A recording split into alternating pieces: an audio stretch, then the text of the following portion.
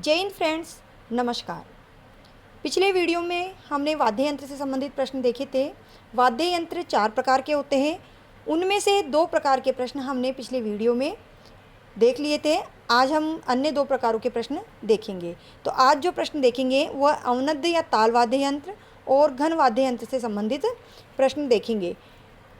जो संगीत टॉपिक है उसमें 3-4 टॉपिक आते हैं: संगीत, लोकगीत, नृत्य, लोक नृत्य, लोक वाद्य और लोक नाट्य। तो इन सबको हमने कंप्लीट कर लिया है, यानी कि जो संगीत से संबंधित टॉपिक है वह हमारे आज वाद्य यंत्र के साथ कंप्लीट हो जाएंगे। तो शुरू करते हैं हम प्रश्नों को। अवनद्य या ताल वाद्य यंत्र किससे बने होते हैं? जो अवनद्य या ताल वाद्य यंत्र है वह चमड़े से मढ़े हुए होते हैं और इन पर चोट या आघात करने से जो स्वर उत्पन्न होता है वह नृत्य के समय साथ देता है। यानी कि अवनद्य या ताल वाद्य यंत्र भी चोट व आघात से स्वर उत्पन्न करता है, और चौथा प्रकार जो घन वाद्य यंत्र का है वह भी चोट या आघात से स्वर उत्पन्न करता है। तो इनमें अंतर क्या है? इनमें अंतर है अवनद्य या ताल वाद्य यंत्र चमड़े से मढ़े हुए होते हैं, जबकि घन वाद्य यंत्र पूर्णतः धातु के बने होते हैं। तो धातु पर भी आघात करने से एक प्रकार का स्वर उत्पन्न होता है। तो हम कुछ अवनद्य या ताल वाद्य यंत्र को देख लेते हैं, कौन कौन से होते हैं ये यंत्र। मृदंग, ढोलक, नगाड़ा, नौबत, मांदल, चंग, डेरू, खंजरी, दमामा जिसे टामक भी कहा जाता है, डफ और माठ आदि। तो ये सभी आप नाम देखकर पढ़कर आपको याद आ रहे होंगे। जिसने भी कुछ वाद्य यंत्रों को देखा होगा कि उनके ऊपर चमड़ा मढ़ा होता है और उन पर चोट या प्रहार करने से स्वर उत्पन्न होता है। अगला प्रश्न देखते हैं, कौन सा वाद्य यंत्र सुपारी के आकार का होता है? तो कौन सा वाद्य यंत्र है जो सुपारी जिस आकार की होती है उसी आकार का वो वाद्य यंत्र होता है? नगाड़ा वाद्य यंत्र सुपारी के आकार का होता है, और ये नगाड़ा वाद्य यंत्र भी नौबत के समान होता है, परंतु नौबत से छोटा होता है। तो प्रश्न ये भी पूछ लिया जा सकता है कि नौबत के समान कौन सा वाद्य यंत्र होता है? तो नौबत के समान नगाड़ा होता है। नगाड़ा थोड़ा बड़ा होता है और सुपारी के आकार का होता है। सुपारी से एक प्रश्न और बनता है कि सुपारी के पेड़ के तने से कौन सा वाद्य यंत्र बनता है? तो यहाँ हमने दोनों प्रश्न साथ लिए हैं ताकि आपको इनमें अंतर पता हो। तो सुपारी के आकार का तो होता है नगाड़ा, और सुपारी के पेड़ के तने से बनता है मृदंग, जिसको हम आगे देखेंगे। ये नगाड़ा मांगलिक अवसर, उत्सव एवं लोकनाट्य में शहनाई के साथ इसका वादन किया जाता है। नगाड़े एक साथ 2 बजाए जाते हैं, एक छोटा और एक बड़ा। अब देखते हैं सुपारी के पेड़ के तने से कौन सा वाद्य यंत्र बनाया जाता है। तो सुपारी के पेड़ से मृदंग, या जिसे पखावज या वाद्य यंत्र भी कहते हैं, बनता है। इसके अतिरिक्त सुपारी के पेड़ के तने के अतिरिक्त अन्य और पेड़ों से भी इस वाद्य यंत्र को बनाया जाता है। ये वाद्य बीजा, सागवान, शीशम, नीम, सुपारी और बड़ के पेड़ के तने से बनाया जाता है, एवं रावल, भवाई और राबिया जाति, ये तीनों जातियाँ इसे नृत्य के समय बजाती है। डेरू एवं डमरू वाद्य यंत्र में क्या अंतर है? देखो, शब्दों में समानता है, इसलिए हमने दोनों को एक साथ समझाने की कोशिश की है कि डमरू क्या है और डेरू क्या है।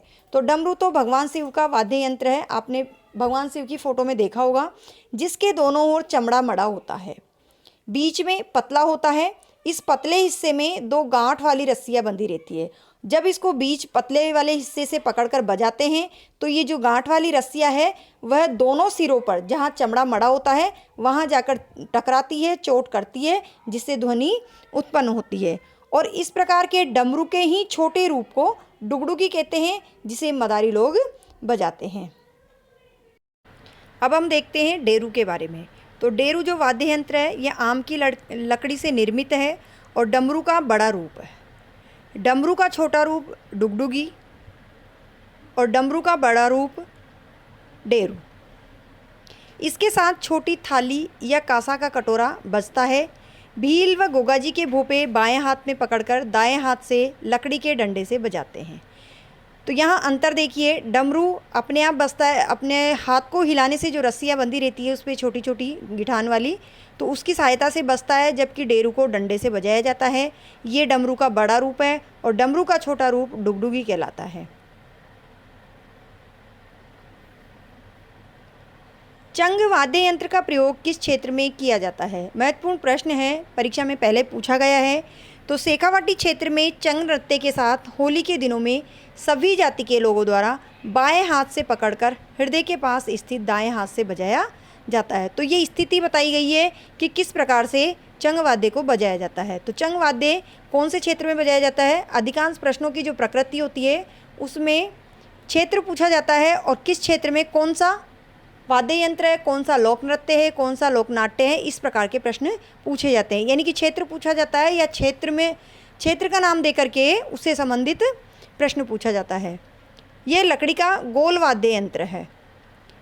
नौबत किस प्रकार का वाद्य यंत्र है? तो नौबत हमने देखा जो डमरू से बड़ा होता है, सॉरी डमरू से नहीं, ये हमने देखा था यहाँ सुपारी के आकार का जो वाद्य यंत्र होता है नगाड़ा। तो नगाड़ा नौबत के समान होता है। तो किसकी तरह हुआ? नगाड़े के समान। और कैसे बना होता है? भैंसे की खाल से निर्मित वाद्य यंत्र है जो 3-4 फुट गहरी अर्ध कुंडाकार, यानी जो कुंड के आकार का वाद्य यंत्र है और इसकी जो गहराई होती है वो 3-4 फुट होती है। इस कुंडी को ही ऊपर से चमड़े से मढ़ दिया जाता है और ये चमड़ा होता है भैंसे की खाल का। दमामा या टामक क्या है? प्रश्न ये भी पूछा जा सकता है कि दमामा क्या है या दमामा वाद्य यंत्र को अन्य किस नाम से जाना जाता है। तो हमें दोनों ही नाम याद रखने हैं। दमामा का जो अन्य नाम है वह है टामक। ये कड़ाई के आकार का लोहे का बड़ा वाद्य यंत्र है जिसे मुख्य रूप से युद्ध भूमि में बजाया जाता है।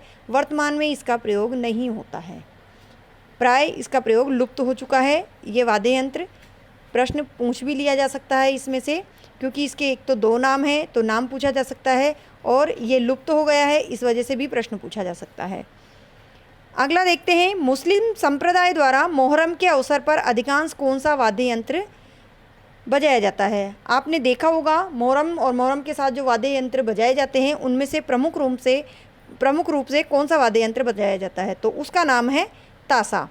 ताशा बजाया जाता है। ये मिट्टी या लोहे के चपटे कटोरों पर बकरे की खाल से मढ़कर बना वाद्य यंत्र है।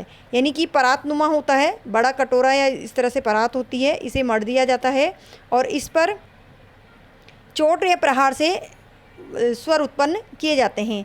और इसे बजाने के लिए इस पर दोनों तरफ रस्सियाँ लगी रहती है जिसे गले में लटका करके 2 पतली डंडियों से प्रहार करके बजाया जाता है। दोनों हाथ में एक पतली पतली डंडियाँ ले ली जाती है और इस पर चोट की जाती है। कौन सा वाद्य यंत्र नर व मादा दोनों रूपों में बजाया जाता है? एक ऐसा वाद्य यंत्र है जिसके 2 रूप हैं, नर व मादा, तो दोनों रूपों में बजाया जाता है। ये है पाबूजी के माटे, जिन्हें पाबूजी के पावड़े गाते समय माटों पर थोरी या नायक जाति के लोग बजाते हैं। तो कौन सी जाति के लोग? थोरी या नायक जाति के लोग बजाते हैं। पाबूजी के पावड़ों के गायन के समय पवाड़े गाए जाते हैं, उस समय इन्हें बजाया जाता है। कौन से वाद्य यंत्र धातु से निर्मित होते हैं जिनमें चोट या आघात से स्वर उत्पन्न किया जाता है? तो हम बात कर रहे हैं घन वाद्य यंत्र की जो धातु से निर्मित होते हैं और इन पर चोट करके स्वर उत्पन्न किया जाता है। ये जो वाद्य यंत्र है इनमें प्रमुख है मंजीरा, थाली, झांझ, करताल, खड़ताल, चिमटा, झालर, घड़ा, घुंघरू, लेजिम, रमझोल, घुरालियो इत्यादि। इस पर और कुछ नहीं होता है, ये धातु से ही निर्मित होता है और इस पर हाथ से या किसी और साधन से जब चोट की जाती है तो इन पर चोट करने से स्वर उत्पन्न होता है। ये जो वाद्य यंत्र है इन्हीं में कहीं जगह घुंघरू या छोटी छोटी पत्तियाँ इस तरह के लगे होते हैं। इनमें से आपने कई वाद्य यंत्र तो देखे भी होंगे। थाली आप सभी जानते ही हो, झांझ, खड़ताल, चिमटा भी आप सभी जानते हो, झालर जो मंदिरों में बजाई जाती है, घुंघरू ये भी धातु से बने होते हैं, लेजिम ये गरासियों की लेजिम होती है। तो इस प्रकार से वाद्य यंत्र, कुछ वाद्य यंत्र तो हमारे देखे हुए हैं और कुछ को हम नहीं जानते हैं जिनके बारे में हम प्रश्नों में जानेंगे। तो जो झांझ है वो मंजीरे की बड़ी अनुकृति है। झांझ है वो मंजीरे की बड़ी अनुकृति है और शेखावाटी क्षेत्र में कच्ची घोड़ी नृत्य करते समय इसे बजाया जाता है। लकुली संप्रदाय के साधु कौन से वाद्य यंत्र का प्रयोग करते हैं? तो लकुली जो संप्रदाय के लोग हैं, साधु हैं, वह चिमटे का प्रयोग करते हैं और चिमटा बजाते हैं। आपने कई बार देखा हो तो जो साधु आते हैं उनके हाथों में चिमटा होता है, तो वो लकुली संप्रदाय के साधु होते हैं। कौन सा वाद्य यंत्र हमेशा जोड़ी में बजाया जाता है? यानी जिसकी जोड़ी होती है, अकेला नहीं होता है, दो होता है उनका कंप्लीट रूप, दो होता है तभी वो बजता है। तो मंजीरा पीतल और कांसे की मिश्रित धातु का गोलाकार वाद्य है जिसे कामड़ जाति की महिलाएं तेरह ताली नृत्य करते समय बजाती है। तो आपने अभी कहीं भी अगर तेरह ताली नृत्य देखा हो तो उसमें मंजीरे बंधे होते हैं हाथ पैरों में, उन मंजीरों को एक एक बंधे होते हैं, एक एक हाथ में उंगलियों में पीछे धागे से लपेट करके टाइट किया हुआ रहता है और उसी हाथ वाले मंजीरे से बंधे हुए मंजीरे पे चोट करके बजाया जाता है, या दोनों हाथों में पकड़ अच्छी बना करके दोनों हाथों से भी इसे बजाया जाता है। पुत्र जन्म के समय क्या बजाया जाता है? तो कौन सा वाद्य बजाया जाता है पुत्र जन्म के समय? सभी जानते हैं इसको, तो थाली बजाते हैं और पुत्री जन्म के समय सूप बजाते हैं। और इसके अतिरिक्त थाली वाद्य यंत्र कब बजाया जाता है? थाली बजाई जाती है चरी नृत्य करते समय व कोलूमंड में थाली नृत्य किया जाता है। जो कोलूमंड है वो बापू जी का स्थान है, वहाँ पर थाली नृत्य किया जाता है और थाली वाद्य बजाया जाता है। थाली हाथ में लेकर के अलग अलग तरह से करतब करते हुए दिखाया जाता है नृत्य में, और उनके हाथों से वह थाली नहीं गिरती है। गरासिया जनजाति का सर्वप्रिय वाद्य कौन सा है? तो गरासिया जनजातियों का सर्वप्रिय वाद्य है गरासियों की लेजिम। यह बांस का धनुषाकार टुकड़ा जिसमें जंजीर में पीतल की छोटी छोटी गोलाकार पत्तियां या घुंघरू होते हैं, हिलाने पर जो झंझनाट की ध्वनि होती है उस पर गरासिया लोग नृत्य करते हैं। आगे देखते हैं करताल व खड़ताल किस प्रकार के वाद्य यंत्र है? दो वाद्य यंत्र है करताल व खड़ताल। ये दोनों ही लकड़ी के टुकड़ों के बीच में छोटी गोल तस्त्रियाँ लगी होती है, यानी ये जो इनकी बनावट होती है किसी भी शेप में हो सकती है, ये इनके बीच में इस प्रकार से दो दो तस्त्रियाँ लगी होती है। और जब इसको यहाँ एक जगह होती है जहाँ से हमारे हाथ की अंगुलियाँ चला करके इन्हें पकड़ लेते हैं, एक इधर होता है और दोनों हाथों में लेने के बाद जब इनको हाथ को हिलाया जाता है तो ये जो दो दो तस्त्रियाँ लगी होती है ये आपस में टच होकर के बजती है। तो लकड़ी के टुकड़ों के बीच में छोटी गोल तस्त्रियाँ लगी होती है जिनके टकराने से मधुर ध्वनि झंकृत होती है। अब ये जो वाद्य है इन दोनों में क्या अंतर और क्या समानता है करताल और खड़ताल में? तो करताल दोनों हाथों में एक एक लेकर, यानी दोनों हाथ में एक एक ली जाती है और हाथ को हिला करके इसको बजाया जाता है, और ये बजाई जाती है बाड़मेर पाली में, और जिससे गैर नृत्य में इसको प्रयोग किया जाता है। अब हम देखते हैं खड़ताल के बारे में। तो खड़ताल दोनों हाथों में दो दो लेकर के, दोनों हाथों में दो दो ली होती है, एक अंगूठे में और एक अंगुलियों में, तो जिन्हें मांगणियार गायक प्रयोग करते हैं। और स्वर्गीय सिद्दीकी खान मांगणियार प्रसिद्ध स्वर्गीय सिद्दीकी खान मांगणियार इनका नाम है, जो खड़ताल के प्रमुख वादक थे। इस वीडियो का अंतिम प्रश्न, मेवाड़ के पुरुष गैर नृत्य और भील पुरुष चक्राकार नृत्य समय, यानी मेवाड़ के पुरुष तो गैर नृत्य करते हैं और भील पुरुष चक्राकार नृत्य करते हैं, किस ध्वनि के साथ करते हैं? तो कौन सा वाद्य है जिसकी ध्वनि होती है जिसके साथ ये नृत्य किया जाता है? तो वह है रमझोल। रमझोल किसे कहते हैं? ये दोनों पैरों में कपड़े पर लगे सैकड़ों घुंघरुओं की एक पट्टी होती है, यानी आपने कभी देखा हो कथक नृत्य में भी इसका प्रयोग किया जाता है। शास्त्रीय नृत्य में एक चौड़ी सी पट्टी होती है और उस पर सैकड़ों घुंघरू बंधे होते हैं, उन घुंघरुओं की ध्वनि पर इस प्रकार के नृत्य किए जाते हैं।